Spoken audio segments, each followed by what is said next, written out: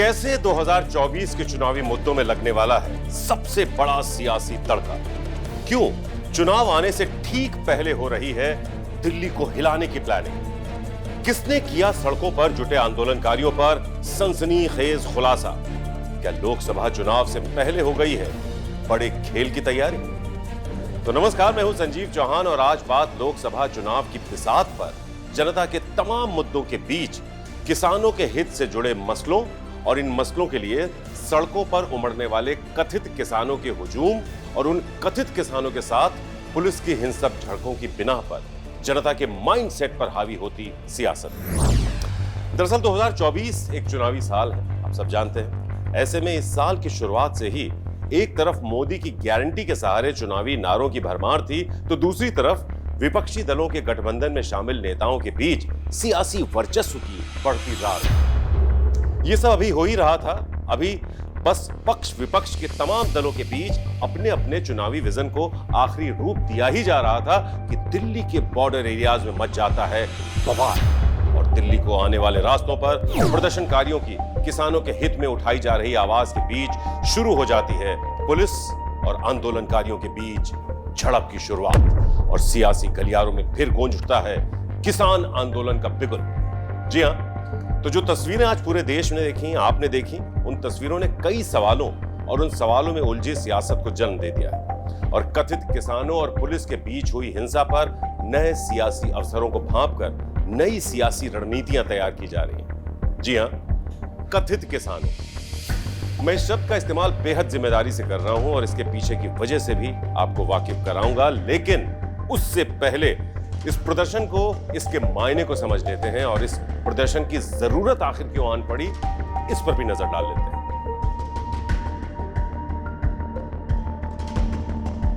तो किसानों की मांगों और उन मांगों पर होने वाली सियासत को समझने के लिए आपको रुख करना पड़ेगा साल 2020 और 2021 का, जब केंद्र के 3 नए कृषि कानूनों के खिलाफ देश के अन्नदाता दिल्ली में इकट्ठे होते हैं और संयुक्त किसान मोर्चा के बैनर तले हो रहे आंदोलन में देश के अलग अलग इलाकों, अलग अलग प्रदेशों के करीब 400 किसान संगठनों के प्रतिनिधि इसमें शामिल होते हैं और लगभग 350 दिनों से ज्यादा डटे रहते हैं, अड़े रहते हैं और सरकार के साथ तमाम मैराथन बैठकों में अपने हक की आवाज को बिना रुके, बिना झुके, बिना डरे उठाते रहते हैं। और इस दौर में घटती हैं अनगिनत विवादित घटनाएं भी, जिसमें दिल्ली के ऐतिहासिक लाल किले पर दिखी अराजकता और अलग अलग जगहों पर किसानों और पुलिस में हुई झड़पें शामिल हैं। अब ऐसे में किसान आंदोलन से जुड़ी इन विवादित घटनाओं के बाद यूपी चुनाव से ठीक पहले किसानों को मिलती है एक बड़ी राहत और उनकी मांगों को वक्त रहते पूरा किए जाने का एक बड़ा आश्वासन। जी हां, आश्वासन। केंद्र सरकार 2022 यूपी चुनाव से पहले अपने तीनों कृषि कानूनों को वापस लेकर किसानों की मांगों को पूरा करने का तब सिर्फ आश्वासन देती है। अब ऐसे में वक्त बीतता है, किसानों का इंतजार भी अपनी सीमा पार कर जाता है और आ जाता है साल 2024। साल 2024 में 8 फरवरी को शुरू होती है किसानों की दिल्ली को घेरने की प्लानिंग। इसके लिए दिल्ली यूपी के बॉर्डर एरियाज से दिल्ली में दाखिल होने के लिए 8 फरवरी को कोशिश भी की जाती है, लेकिन दिल्ली पुलिस और संबंधित राज्यों की पुलिस पहले से ही सक्रिय होकर इन कोशिशों को कामयाब नहीं होने देती। लेकिन इस बीच एक इनपुट आता है कि दिल्ली को हिलाने के लिए, सियासी तौर से दिल्ली को हिलाने के लिए, जी हां, एक बड़ी प्लानिंग हो रही है और इस प्लानिंग का मोहरा कोई और नहीं, देश के अन्नदाता हैं, उनके मुद्दे और उनके नाम पर होने वाला आंदोलन। और बताया जाता है कि 13 फरवरी को किसान दिल्ली कूच करेंगे, संसद तक पहुंचने की कोशिश करेंगे और देश भर के किसान इस आंदोलन में शामिल होंगे। और होता भी ऐसा ही है। शुरू हो जाता है दिल्ली में दाखिल होने का सिलसिला, प्लानिंग। और जब प्लानिंग एग्जीक्यूट हो रही थी कि तभी संयुक्त किसान मोर्चा ऐलान करता है कि 13 फरवरी को किसानों के दिल्ली कूच से हमारा कोई लेना देना नहीं। जी हां, सीधे तौर पर ऐलान करते हैं कि किसानों के दिल्ली कूच से हमारा कोई लेना देना नहीं है, हम इस प्रदर्शन में शामिल नहीं हैं। आपको बता दें कि संयुक्त किसान मोर्चा ही वही संगठन है जिसने 2020-2021 में किसानों के आंदोलन की अगुवाई की थी और उसका यह स्पष्टीकरण दिल्ली घेरने की कोशिश कर रहे प्रदर्शनकारियों को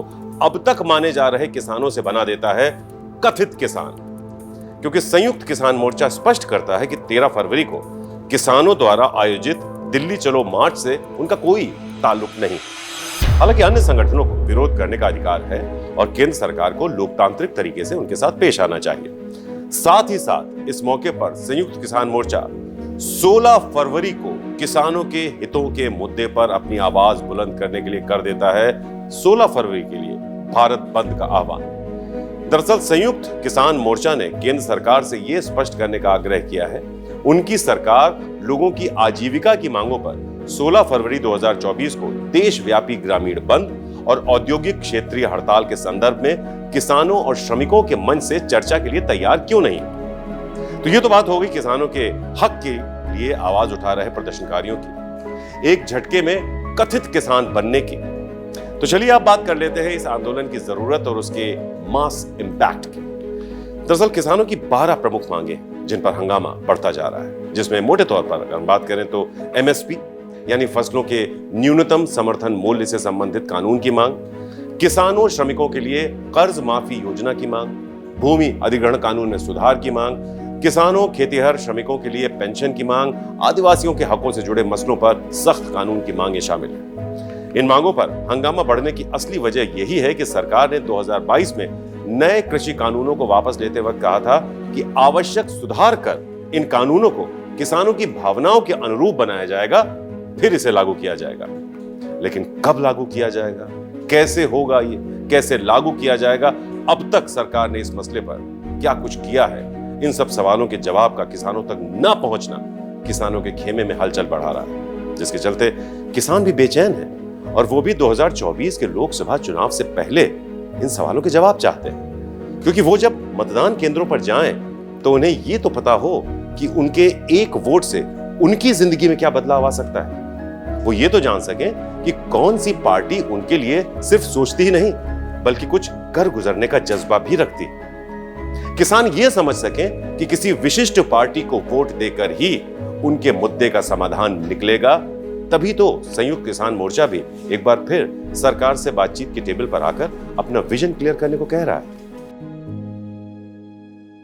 तो ये तो किसानों की मांगे हो गई, अब सियासत पर भी एक फौरी नजर डाल लेते हैं। दरअसल चुनाव से ठीक पहले किसानों से जुड़ी 2 शख्सियतों को भारत रत्न देने का ऐलान किया जाता है, जिसमें किसानों के सर्वमान्य मसीहा चौधरी चरण सिंह और किसानों के हितों के मापदंड तय करने वाले एम स्वामीनाथन का नाम शामिल है। इन दोनों लोगों को भारत रत्न देने के ऐलान के वक्त ही सियासी गलियारों में चर्चा जोर पकड़ लेती है कि बीजेपी की नेतृत्व वाली केंद्र सरकार ने यह कदम किसानों को खुश करने के लिए उठाया है। वैसे में सियासी गलियारों से निकला संदेश किसानों के एक बड़े वर्ग तक जा पहुंचता है और किसानों के बीच बढ़ जाती है बेचैनी। किसानों का यह बड़ा वर्ग वही है जिसने काफी हद तक पूरे देश का सियासी मूड सेट करने के लिए जिसे सक्षम माना जाता है। अब ऐसे में प्रत्यक्ष अप्रत्यक्ष तौर पर किसानों को, जो असली में किसान हैं, उन्हें तो यही महसूस होता है कि अभी तक फिलहाल उनके मुद्दों पर कुछ भी होने वाला नहीं है। अभी तो बस चुनाव होने हैं जहां सियासत परवान चढ़नी है और नई सरकार के लिए रोड मैप तैयार होना है। बस यही बात किसानों को नागवार गुजरती है और शुरू हो जाती है सरकार से 1 to 1 यानी सीधे बातचीत की कवायद। बहरहाल किसानों के मसले वाजिब हैं और चुनावी साल में किसानों के हितों पर होने वाली चर्चा भी वाजिब है। मगर किसानों के हितों से जुड़े मुद्दे को सुलझाने की जगह पक्ष विपक्ष के नेताओं के बीच होने वाली बयानबाजी और किसानों के नाम पर सियासतदानों की अपनी सियासत को चमकाने वाली चालबाजी सच में क्या किसी भी तरीके से जायज है? हमें इंतजार रहेगा आपकी राय का। तो फिलहाल मेरे साथ आज के लिए इतना ही। फिर होगी आपसे मुलाकात एक नए मुद्दे पर, एक नई पड़ताल के साथ। नमस्कार।